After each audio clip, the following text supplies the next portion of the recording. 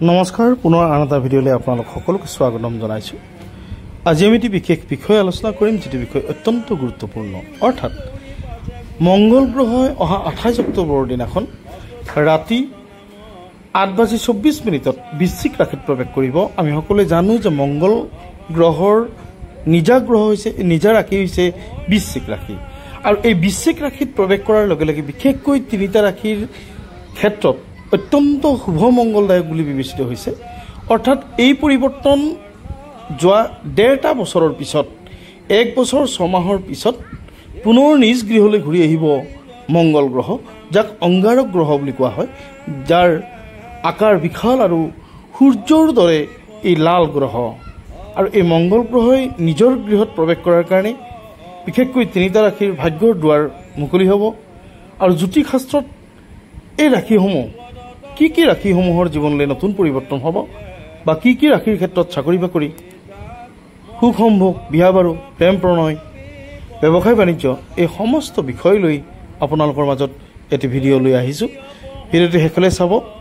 বিশেষকৈ সেই তিনিটা ৰাশিৰ জাতক জাতিকাসকলে লাভান্বিত হ'ব।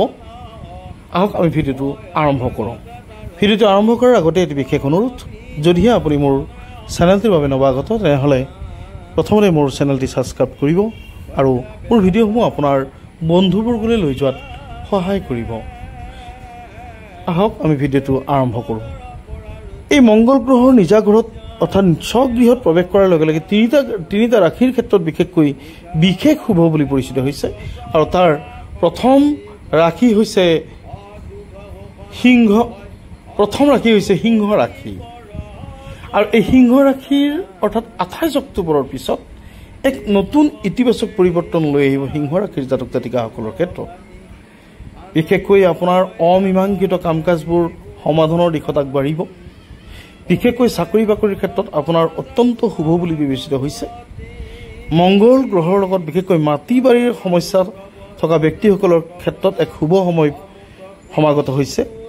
মাটি বাৰীৰ অমীমাংসিত মাটি বাৰী মীমাংসিত হ'ব, পৈতৃক সম্পত্তি লাভ কৰিব, বা মাটি বাৰী ক্ৰয় বা মাটি বাৰীৰ ক্ষেত্ৰত অমীমাংসিত হৈ থকা বিষয় মীমাংসিত হ'ব, বা চাকৰি বাকৰিৰ ক্ষেত্ৰত কৃষি বিভাগ বা প্ৰশাসনীয় বিভাগ, বৈদ্যুতিক বিভাগ, এনেধৰণৰ বিষয়সমূহত চাকৰিৰ সুবিধা হ'ব সিংহ ৰাশিৰ জাতক জাতিকাসকলৰ ক্ষেত্ৰত।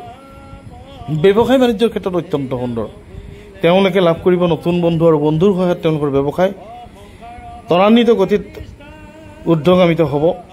আৰু বিশেষকৈ পুৰণি পাবলগীয়া টকা বা লোন, ৰাজ সাহাৰ্য, এই ধৰণৰ বিষয়খিনি তেওঁলোকে লাভ কৰিব। আৰু বিশেষ পাৰিবাৰিক ক্ষেত্ৰত অত্যন্ত সুন্দৰ।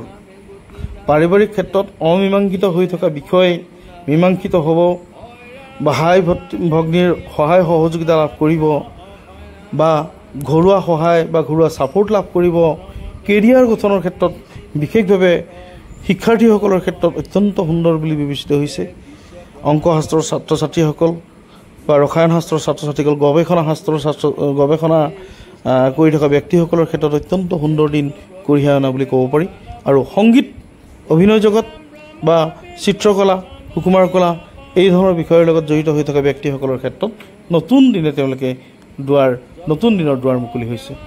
আমি দ্বিতীয় ভাগ্যশালী ৰাশিটো লৈ আহিছোঁ, কুম্ভ ৰাশি। কুম্ভ ৰাশিৰ অহা 28 অক্টোবৰৰ পিছত এক সুন্দৰ ইতিবাচক সঁহাৰিৰে জাতক জাতিকাসকলে লাভ কৰিব অতি সুন্দৰ সময় বা শুভ প্ৰতিক্ৰিয়া। তেওঁলোকে বিশেষকৈ ব্যৱসায় বাণিজ্যৰ ক্ষেত্ৰত অত্যন্ত সুন্দৰ। তেওঁলোকৰ নতুন ব্যৱসায় আৰম্ভ হ'ব, বা পুৰণা ব্যৱসায় যদি বন্ধ হৈ আছিল তেওঁলোকে নতুন পৰিকল্পনাৰে তেওঁলোকে আৰম্ভ কৰিব। কাপোৰৰ ব্যৱসায় বা লোহালক্কৰৰ ব্যৱসায় বা বৈদ্যুতিক সামগ্ৰীৰ ব্যৱসায়, কৃষি সামগ্ৰীৰ সঁজুলিৰ ব্যৱসায় বা গৃহ নিৰ্মাণ সঁজুলিৰ ব্যৱসায়, হাৰ্ডৱেৰ ৱৰ্কছ, এনেধৰণৰ ব্যৱসায়সমূহত অত্যন্ত লাভান্বিত হ'ব। চাকৰি বাকৰিৰ ক্ষেত্ৰখনত কুম্ভ ৰাশিৰ জাতক জাতিকাসকলে লাভ কৰিব এটি নতুন সময়। এই শুভ সময়ত তেওঁলোকৰ চাকৰি বাকৰি, তেওঁলোকৰ ব্যৱসায় বাণিজ্য, তেওঁলোকৰ কৰ্মস্থান যথেষ্ট উন্নীত হ'ব। চাকৰিয়ালসকলৰ ক্ষেত্ৰত নতুন দিন বা পদোন্নতিৰ যুগ। তেওঁলোকে ওপৰলা বা উচ্চপদস্থ বিষয়ৰ স্নেহভাজন হ'ব পাৰিব। অহা 28 অক্টোবৰৰ পিছত। আৰু একেবাৰে শেষৰ ৰাশিটো হৈছে তুলা ৰাশি। তুলা ৰাশিৰ জাতক জাতিকাসকলৰ কাৰণে অত্যন্ত শুভ আৰু মংগলৰ আশীৰ্বাদ লাভ কৰিব অহা 28 অক্টোবৰৰ পিছত। চাকৰি বাকৰিৰ ক্ষেত্ৰত অত্যন্ত সুন্দৰ বুলি বিবেচিত হৈছে।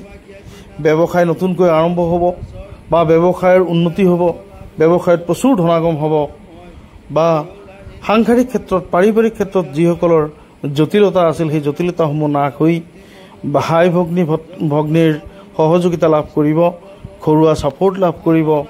তুলা ৰাশিৰ জাতক জাতিকাসকলে বিশেষকৈ চাকৰিৰ ক্ষেত্ৰখনত নিজৰ স্বঅধিকাৰ বা স্বপ্ৰতিভা প্ৰতিষ্ঠা কৰিব পাৰিব, যশ যশস্যা বাঢ়িব। যিসকল তুলা ৰাশিৰ ব্যক্তি ৰাজনৈতিকভাৱে জড়িত বা সামাজিকভাৱে জড়িত তেওঁলোকে যশ যশস্যাৰ অধিকাৰী হ'ব, তেওঁলোকে লাভ কৰিব মান সন্মান। আৰ্থিক ক্ষেত্ৰত অত্যন্ত সুন্দৰ, তেওঁলোকে বিশেষকৈ প্ৰেম প্ৰণয়ৰ ক্ষেত্ৰত তুলা ৰাশিৰ ক্ষেত্ৰত অত্যন্ত সুন্দৰ। প্ৰেমাস্পদে প্ৰেমাস্পদক মিলিত হ'ব বা তেওঁলোকৰ অনাগত জীৱনৰ পৰিকল্পনাসমূহ প্ৰস্তুত কৰাত সহযোগিতা লাভ কৰিব। গতিকে প্ৰিয় বন্ধু বান্ধৱীসকল, আমি মংগল গ্ৰহ স্বগৃহত প্ৰৱেশ কৰাৰ ফলত 3টা ৰাশিৰ কাৰণে জয় জয়ময় অৱস্থা লাভ কৰিব বা এনেধৰণৰ ভিডিঅ' এটা লৈ আপোনালোকৰ মাজত উপস্থিত হৈছিলোঁ। যদি ভিডিঅ'টো ভাল লাগিলে এটা লাইক কৰিবলৈ নাপাহৰিব আৰু কমেণ্ট বক্সত গৈ ওম নমঃ শিৱায় বুলি কমেণ্ট কৰিবলৈ নাপাহৰিব। পুনৰ আন এটা ভিডিঅ' লৈ আপোনালোকৰ মাজত উপস্থিত হ'ম। এনে প্ৰতিশ্ৰুতিৰে আজিলৈ এৰিছোঁ। ধন্যবাদ।